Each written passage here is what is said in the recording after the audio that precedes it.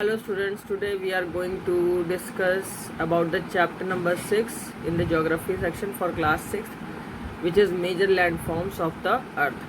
In this chapter we see about what are the different types of internal process by which the hills, mountains, ranges are formed, and what are the major landforms, and what are the plains, what are the rivers, their tributaries, what are the islands, what are the plateaus, and different types of major landforms.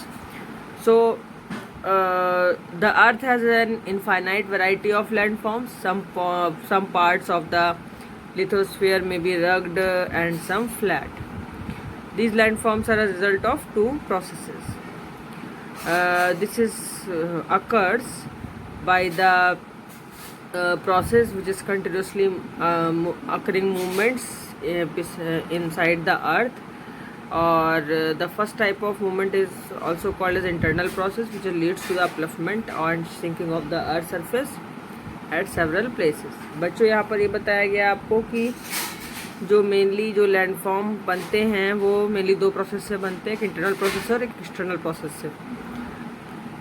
तो ये जो internal process होता है इसमें क्या होता है कि अर्थ के नीचे साइड में देखें, अर्थ के अंदर की तरफ तो कुछ डिफरेंट टाइप की टेक्टोनिक्स प्लेट्स होती हैं जो कि रबिंग एक्शन करती हैं, और इनसे क्या होता है कि कुछ जो लैंडफॉर्म्स होते हैं या कुछ कह लो कि अर्थ की जो सरफेस है वो ऊपर उड़ जाती है जिसको अपलिफ्टमेंट बोलते हैं, और कुछ अर्थ की सरफेस जो है वो सिंक कर जाती है, नीचे की तरफ आ जाती है. तो जो पार्ट अपलिफ्टमेंट करके ऊपर की तरफ उठता है उससे माउंटेन, प्लेट्यूज और माउंटेन रेंजेस बन जाती हैं, और जो पार्ट सिंक कर जाता है उससे जो है वाटर बॉडी जैसे कि पॉन्ड्स है, रिवर है, लेक्स हैं, ओशियंस हैं, ये सब बन जाते हैं. तो जनरली ये देखा गया है कि जो सेकंड प्रोसेस है वो है एक्सटर्नल प्रोसेस. ये एक इसमें क्या होता है, continuously wearing down and rebuilding of the land surface. मतलब इंटरनल प्रोसेस से तो हिल्स, माउंटेन्स वगैरह बन रहे थे जिसमें कहीं पर अपलिफ्टमेंट हो रहा था, कहीं पर सिंकिंग हो रही थी लैंडफॉर्म्स की, लैंड एरिया की. लेकिन कुछ में क्या होगा, अभी एक्सटर्नल प्रोसेस में क्या होता है कि जो ऊपर का सरफेस एरिया होता है अर्थ का वो कंटिन्यूसली जो है वो वियरिंग डाउन, यानी वियरिंग डाउन का मतलब है कहीं पर ना कहीं पर उसका क्षरण होता रहता है, हटती रहती है वो की लेयर, और कहीं कहीं पर लैंड की सरफेस जो है वो रिबिल्ड होती रहती है. अगर मान लो कहीं पर जो है वियरिंग डाउन हो रहा है, यानी कि कहीं कहीं पर जो अर्थ की सरफेस है उससे सॉइल हट रही है, तो उसको बोलेंगे सॉइल इरोजन.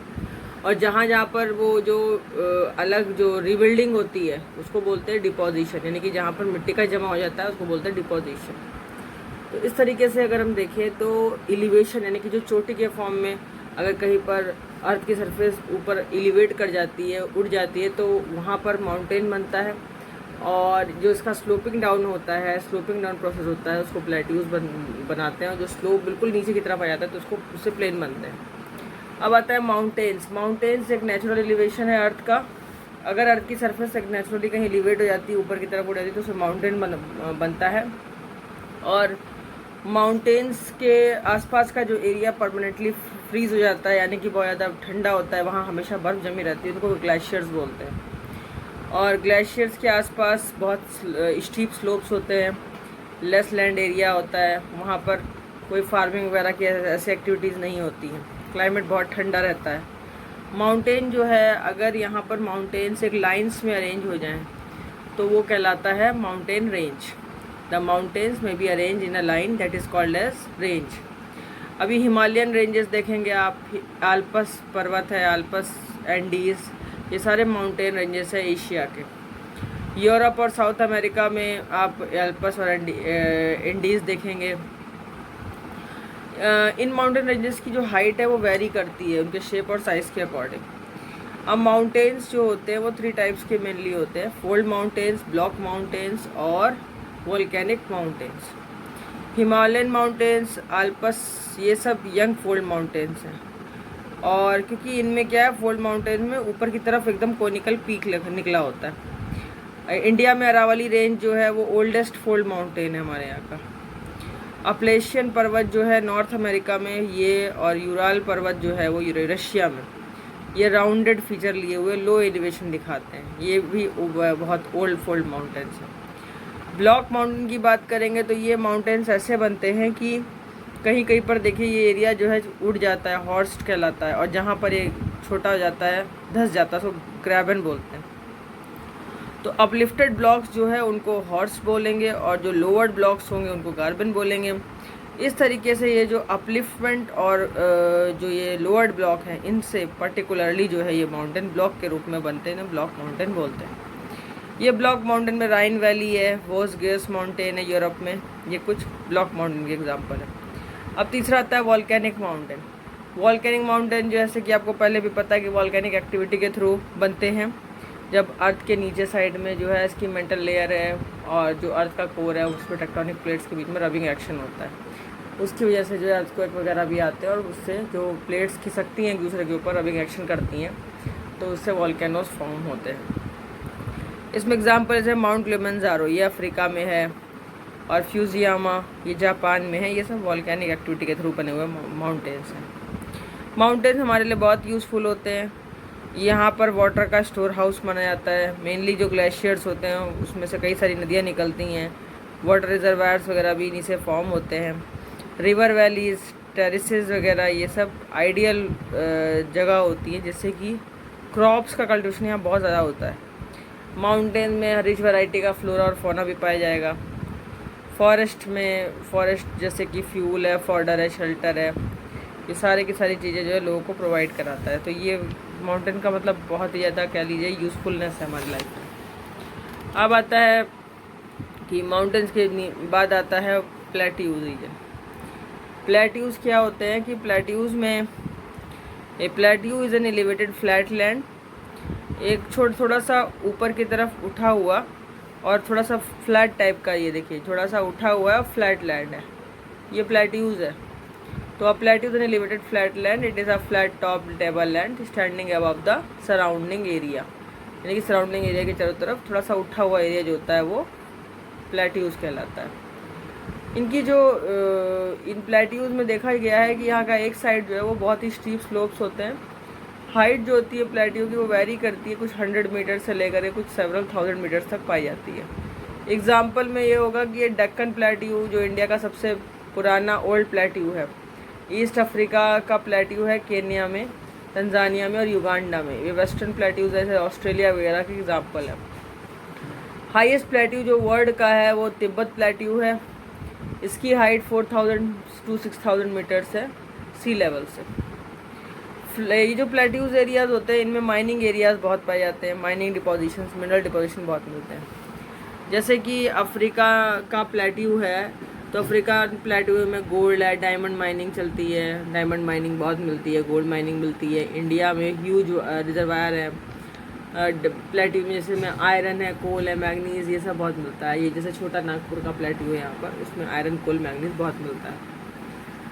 कर्नाटका के आसपास का एरिया जहाँ पे जॉग फॉल का एरिया है, वहाँ पर भी सुबर्णरेखा रिवर के आसपास का एरिया छोटा नागपुर का, इनमें भी प्लेट्यूज का रीजन है। और छोटा नागपुर के पास है हुंड्रू फॉल्स, जहाँ पर ये एक छोटी सी नदी निकली हुई है छोटा नागपुर प्लेट्यू के पास, सुंदरलेखा रिवर से। अब हम लोग आएंगे प्लेन्स पर। प्लेन्स में जो है बच्चों एक लार्ज स्ट्रेचिंग फ्लैट लैंड होता है और इसका जो एरिया है जनरली वो 200 मीटर से ज़्यादा का, मतलब सी लेवल से 200 मीटर का एरिया ये कवर अप करता है। प्लेन में मेनली जो रिवर फ्लोज करती हैं वो that flow down the slopes of mountain and erode them, मतलब माउंटेन से निकलने वाली जो नदियां हैं वो जनरली प्लेन तक आते आते एकदम सक्रिय हो जाती हैं और धीरे धीरे फैल जाती हैं उनके मैदानों में, और यहाँ पर से बाढ़ लाती हैं और इससे जो है वहाँ का जो सॉइल एरिया होता है वो इरोड होता जाता है, यानी कि अपने साथ मिट्टी को हटाती चली जाती है। इसकी वजह से क्या होता है कि ये साथ साथ अपने साथ लोड वगैरह जैसे कि स्टोन्स है, सैंड है, स्लेट है, ये इनका भी डिपोजिशन करती जाती है और वैली बनाती है। इसीलिए एरिया जो है प्लेन का बहुत फर्टाइल माना जाता है, क्योंकि इसमें कई सारे स्लेट है, सैंड है, स्टोन्स ऊपर से बह के नीचे की तरफ आते हैं। तो जहाँ जहाँ पर भी प्लेन एरिया होता है वहाँ पर फर्टाइल लैंड होने की वजह से क्या होता है, वहाँ ट्रांसपोर्ट नेटवर्क ईजी होता है, थिकली पॉपुलेटेड रीजन्स पाए जाते हैं, यहाँ पर बहुत ज़्यादा पॉपुलेशन पाई जाएगी। जैसे कि एशिया और नॉर्थ अमेरिका का रीजन है, और एशिया में गंगा, ब्रह्मपुत्रा, इनके जो प्लेन्स एरियाज़ हैं वो बहुत फेमस हैं। और चाइना में यांगटिस, ये एक बहुत बड़ा प्लेन एरिया है। प्लेन एरिया जो है वो ह्यूमन हैबिटेशन के लिए बहुत ज़्यादा यूज़फुल होता है। यहाँ पर ग्रेट कंसंट्रेशन होता है लोगों का, बिल्डिंग मतलब हाउसेस वगैरह बनाने में आसानी रहती है, खेती करने में आसानी रहती है।